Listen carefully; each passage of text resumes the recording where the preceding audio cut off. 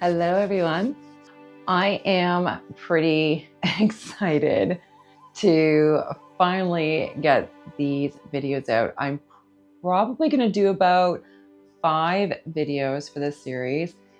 Japan was amazing. We spent 11 days. We traveled to 5 different places. And yes, so we're going to start off with our first place, which was Tokyo, where to stay, how to get around, and of course, what to do. So let's get to it.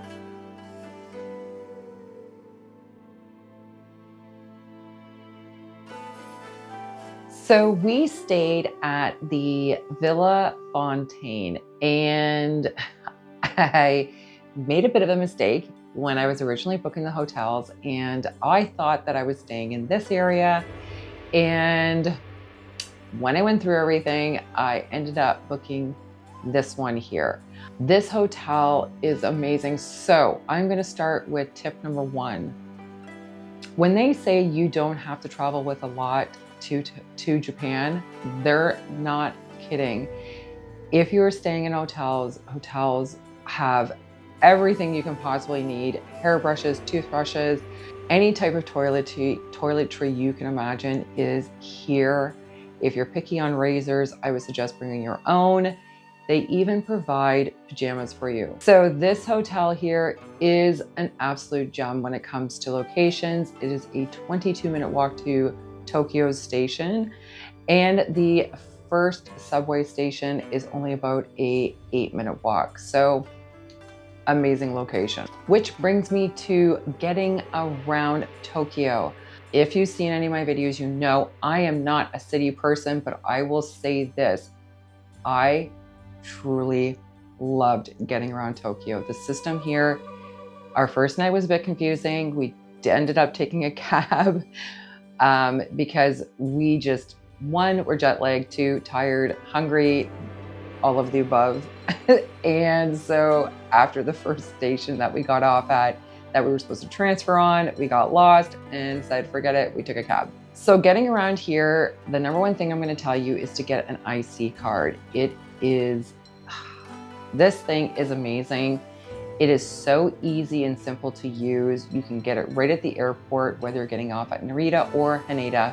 We got off in Haneda, and as soon as you leave customs, you will see the kiosk along the side where you can get your IC card. Now, we did get, and I'm not gonna lie, it's because it's really cute and I like the design, we got the Welcome Suica.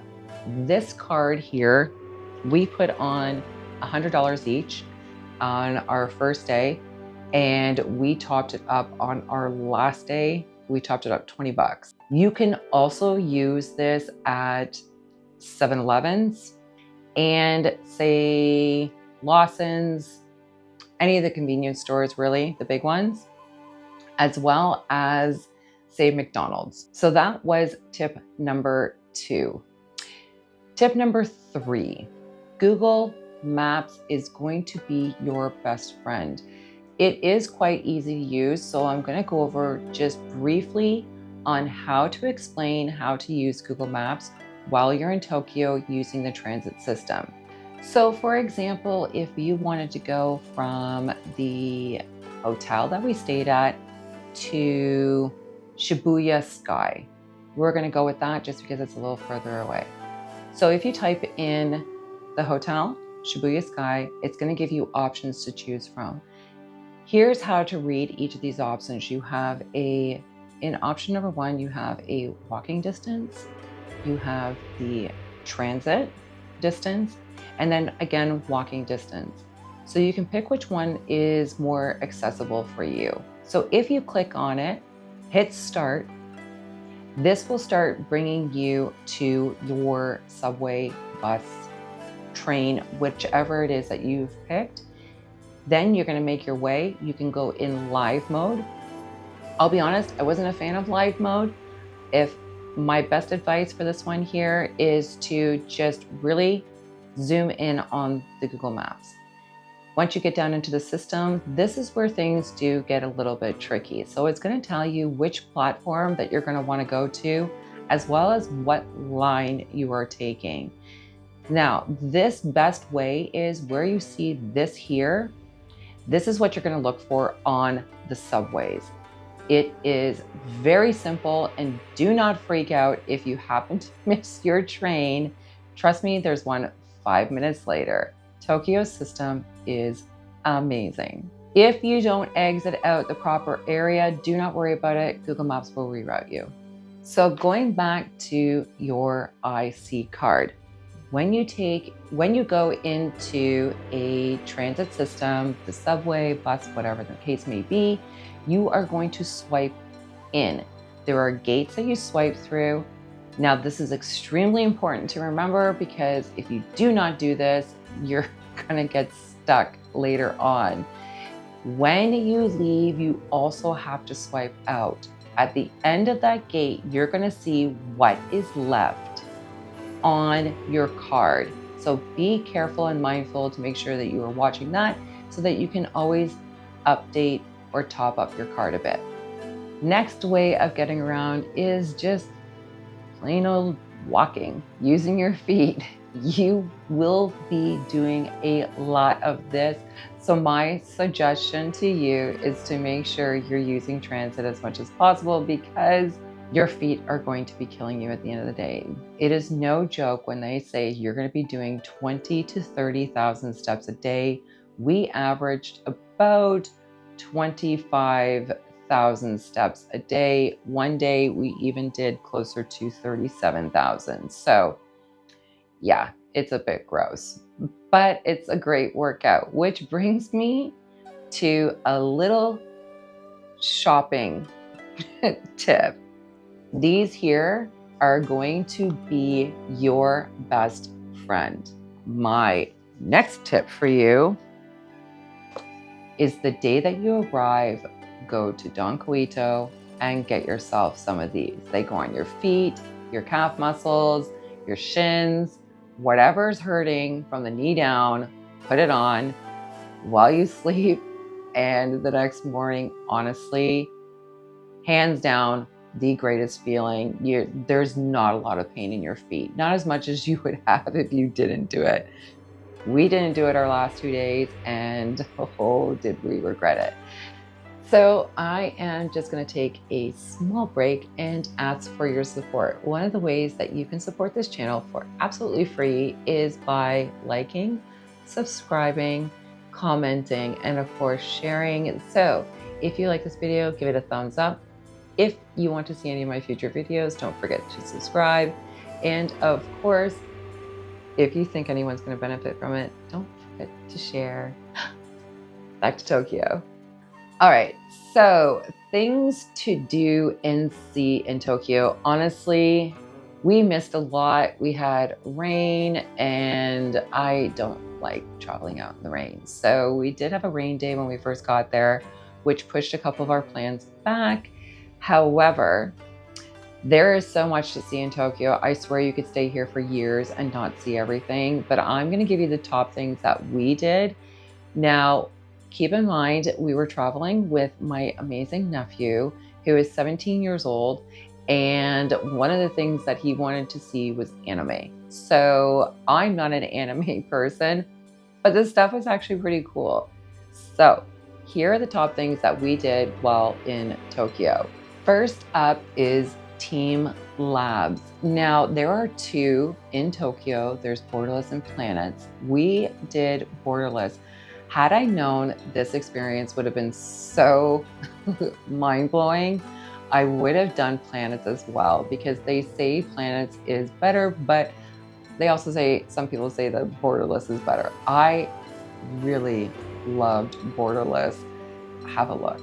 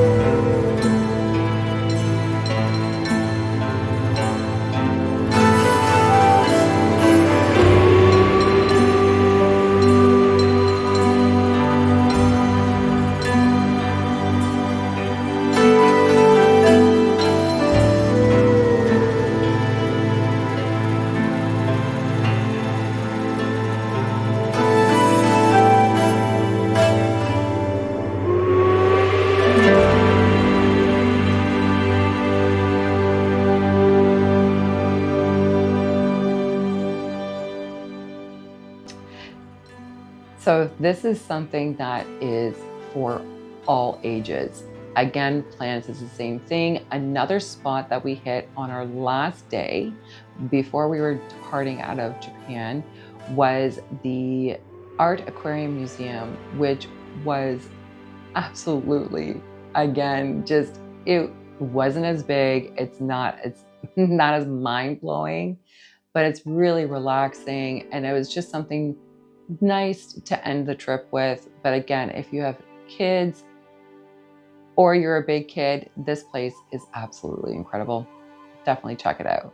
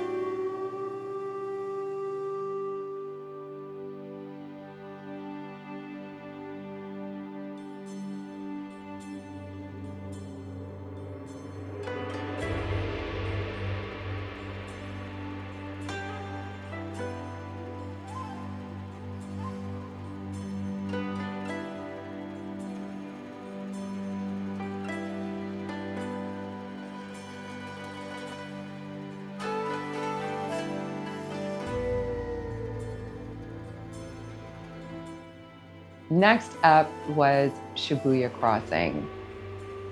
Now, I didn't mention that we traveled during the worst week of traveling in Japan. We traveled during Golden Week. No, I did not know that this was even a thing until long after we had everything pretty much booked. There was no changing it, so we just kind of went with it. And I will say this, Shibuya Crossing is not busy. Tokyo is not busy during Golden Week. I was so shocked, I actually forgot to videotape us crossing the road. So, but I did tape it from above, and as you can see, it is not busy at all. So speaking of above, we did Shibuya Sky, which I think some people say is extremely overrated, but I absolutely loved the views from here. And it was not crowded like it normally is. There were still lineups for the, the famous Instagram pictures. No, I did not stand in line for those. Then they have like a little observation area, which is totally decorated out in whatever season. So since it was spring, they had the spring flowers laying around everywhere. It was actually really incredible. So I do suggest it, but there is a government building that's around there that you can go to with similar views, and it's completely free, but we just couldn't find it. So moving on to temples and shrines, I will say the two top ones that you should definitely visit, Sensoji, which is a Buddhist temple, and of course, Meiji Jungo, which is a Shinto shrine. Now, Sensoji is probably one of the top attractions in Tokyo. So here is my suggestion. Either go very early or go later in the evening around 6 or 7 like we did. It's not busy, but the unfortunate part is you're not going to get to see all of the different vendors and everything that are around there or try out some of the delicious foods. However, the sunset time here was absolutely beautiful and, of course, much less crowded. Meiji Jingu was another amazing spot. Now this one here is down by Yosuki Park. I'm going to get to that next. But this one here is a Shinto shrine that is surrounded by forest. It is beautiful. Go here really early in the morning. Like I would say maybe 6 or 7. The great thing is it actually starts to become a little bit more light at around 4:30 in the morning. So here's my next tip for you, which is get up early, really early, and try and beat all the crowds. the peacefulness when you're not surrounded by a million people is amazing. Japan is quite quiet as it is, but this, the nature in this Shinto shrine is so breathtaking. Now, there was something that was going on while we were there, but I have no idea what this celebration or commencement or whatever it is that. So, if you know what is happening here, can you please leave a comment below?